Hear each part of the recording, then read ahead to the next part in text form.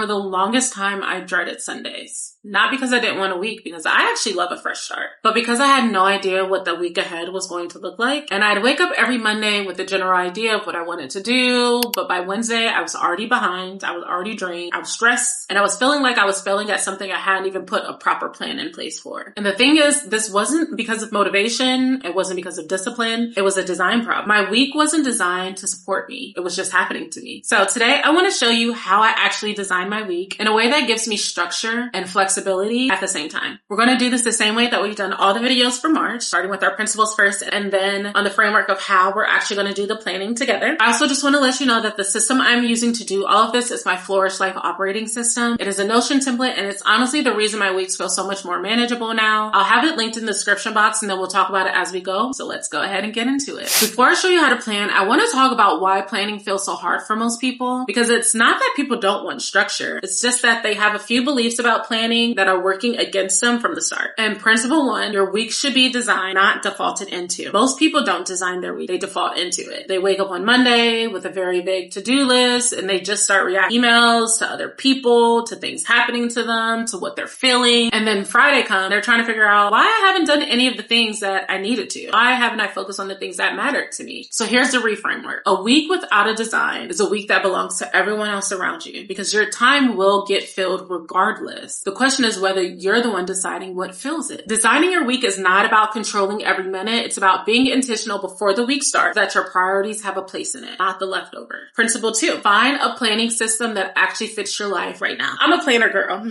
I love planning. I always have. It's just something, I don't know. I think it's my archetype, the sage archetype just is all about planning and data and information. I love it. But a few years ago when I started working from home, I kind of just stopped doing it. I didn't have a reason to, really. I didn't have a commute anymore. I didn't have to have a set schedule. I could literally roll out of bed and go log into work. So there was nothing for me to really map out. I just went with the flow. And at first it did feel like freedom, because slowly over time, I didn't even notice it, how off track I had got. I didn't realize how much time had gone by and I wasn't as productive as I used to be. I wasn't working towards any goal. And I literally was just existing in life. And I believe it's because I didn't have a system that I actually enjoyed using anymore, or that I felt like I needed. So when I decided to get back into planning my days, I bought a physical planner, the same one that I used before. It was beautiful, it was lovely, but it just didn't work for me. So I got into Notion to do digital planning because it was a little bit more flexible. But even then, when I tried a few different templates, nothing really fit. That is where the Flourish Life operating system comes into play. It's a system that's designed around your full life, not just one piece of it. And it fits me currently in the space that I'm in and what I'm trying to achieve. So the principle here is the right planning system is not the one that looks the prettiest, about what fits your lifestyle and where you are right now. And sometimes you have to try a few systems. That is just figuring out what you need. Principle number three, you cannot manage your time. You can only manage your priorities. We always say everyone has the same 24 hours, but the more useful version of the truth is you will never have more time. So the work is always about choosing what gets it. Most planning advice focus on fitting more into your schedule. And I want to flip that. I want you to design a week that supports your life exactly as it is, but I want you to be ruthless about what you're putting into it and make sure the things that matter most are getting the protected time first, not whatever is just left over after everything else is done. So if things like your fitness and your health and being creative are your top priorities, then that gets put into your schedule first.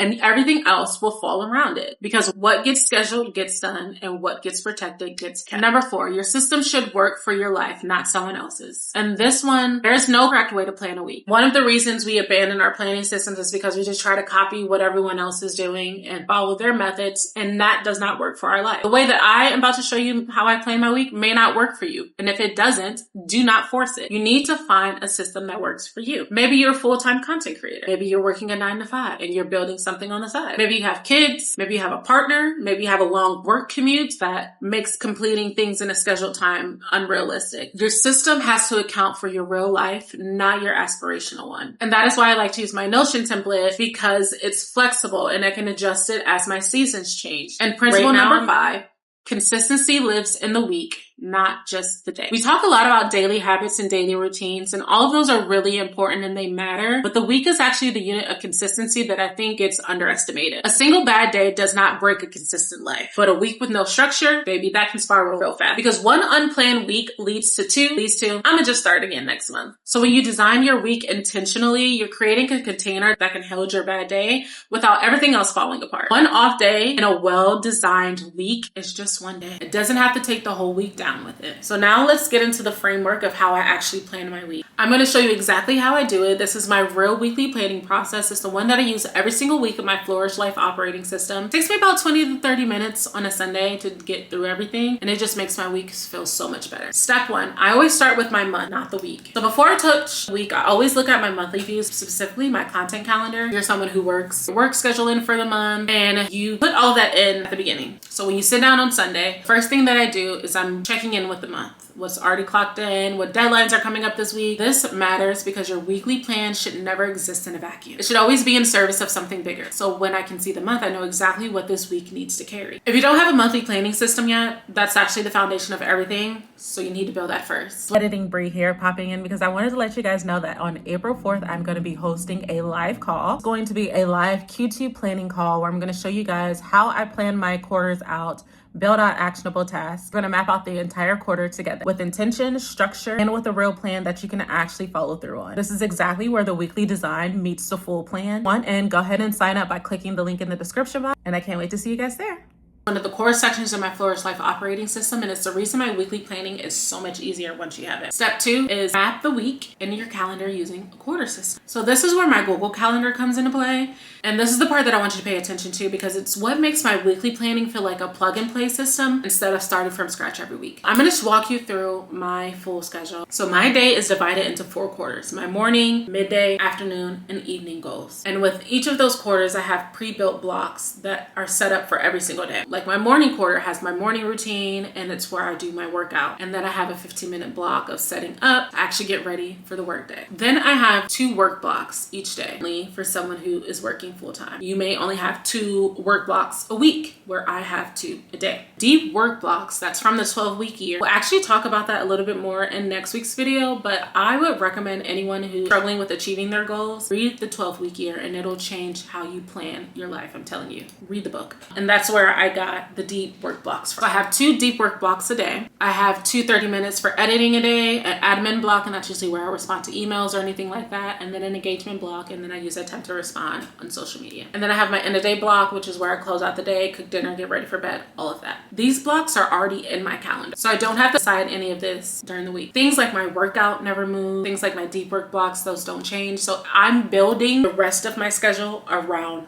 those blocks. I'm building the structure from scratch each week. On top of that, each of the days have a different focus. So like one day is a full filming day, one day is for research and scripting, one day is for editing and scheduling graphics, and then one day is like for an appointment. And having that already decided means when I sit down to plan the week, I just fill in what needs to be filled in. It's very plug and play, and it makes this system so much easier to follow because the structure already exists. I know a lot of you who are watching this are working a full-time job or you're in school, so I want to speak directly to that for a second, because the way that I set up my day is built on someone who is not working right now. When I go back to working full-time, my quarterly system is going to collapse from 4 quarters to 2 quarters, and I'll have a morning block and an evening. I'll have a 5 to 9 block, and then I'll have a 6 to 10 block, and that is the real estate that I will use to achieve my goals outside of work. But the same principle applies. Your morning blocks should have structure. I will still do my workout routine. I'll still do my morning routine, mindset. All of that will still happen in the morning. And then my evening block is when I will have my deep work block. So maybe I'll have 3 a week. Maybe I'll have 2 a week. And that's when I work on side projects, contents, or a skill that I'm building. I will then schedule each day. Maybe one day is just all about filming. Maybe one day is where I edit all of my content. However, you need to set up your blocks to work for you and the goals that you are achieving. Your focus. And 2 well-designed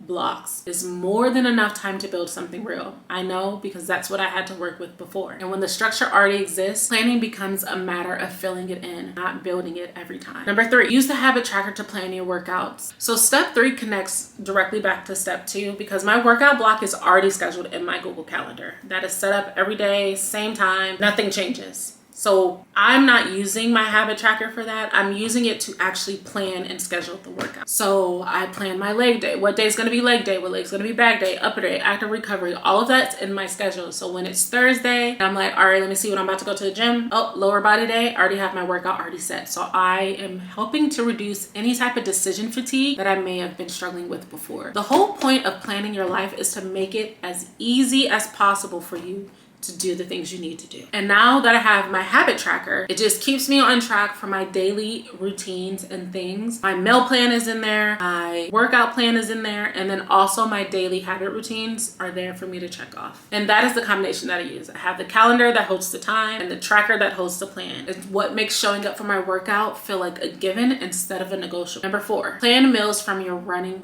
recipe list. This is also featured in my Flourish 75 soft tracker. I have a section where I am storing my meals. If you have the Notion template and you just want to use that, there is a section in there where you can do your workouts and your meal planning as well. What happens is when I'm on TikTok or I'm on Instagram and I see a recipe, I'll just go ahead and copy the link. I'll put it into my planner. If they have the full recipe and description in the caption, I'll take a screenshot, copy it, put that in there so then I can just read the instructions. I also would take a picture of it so that I can put it on the cover. And when I'm scrolling, I can see something look appealing to me. I can make that. And it makes it a lot easier for me to sit down and plan my meals for the week, because then I'm not spending hours searching on TikTok, on Instagram, trying to find a recipe. I know I've already found things that I enjoy and it's available to me when I need it. And the bonus is that everything lives in the same place. My workouts, my habits, my meals, everything is in my Notion and I am good to go. So I'm not bouncing around between apps trying to figure out what I need to do to get my life together. If you are someone who saves recipe completely, but you actually never make them, this is going to be a game changer for you. Step 5, after you have your big blocks in, your work day, your workouts, your meals, go into the habit tracker and confirm your non-negotiables. So right now I am doing the 75 soft challenge. If you actually want to join me, even though we're already deep into the challenge, you can just go ahead and join my broadcast channel on Instagram, follow along, and then jump right in. We're doing it all the way up into May 22nd. But things like my movement, my water intake, my reading, my mindset practice, those are all listed in my habit and I just check them off. It helps keep me accountable. And I love that. Having visual progress is so helpful when you're trying to do something like this. It just adds momentum and it helps keep you consistent when the motivation drops, because you're like, I need to check that off. I know that I need to do that. And it's the session that I come back to the most. Like when I'm done with the 75 soft challenge, I will continue to use this habit tracker to make sure I'm staying on track of everything in my life. So I just want to be clear that you don't have to do the 75 soft with this tracker. It is just a simple habit tracker, whether you're using it for the 75 soft or you're using it for everyday life. And step 6, build in space and protect it. The last step is the one that most people skip. I need you to build in space on purpose. White space, margin, whatever you want to call it. It's time for you to rest. I look at my week and I make sure that not every single hour is accounted for, because life will fill those gaps. Something will come up. Something will take longer than planned. And if the week is packed wall to wall with zero buffer, the first unexpected thing is going to destroy the whole plan.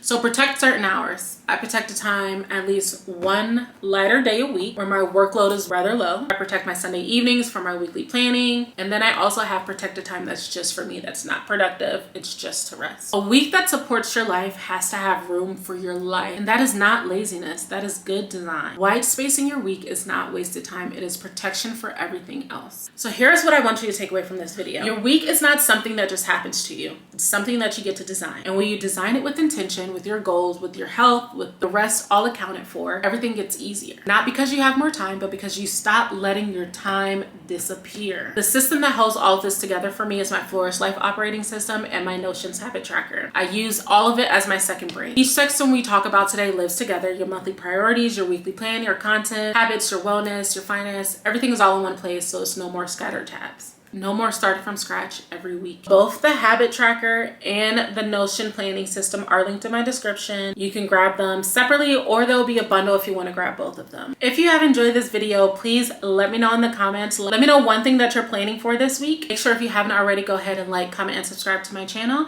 And I will see you guys in my next video. Bye. On hardwood floors, across the floor. Face, face, face, face, face, yeah. Face, never decline, my God.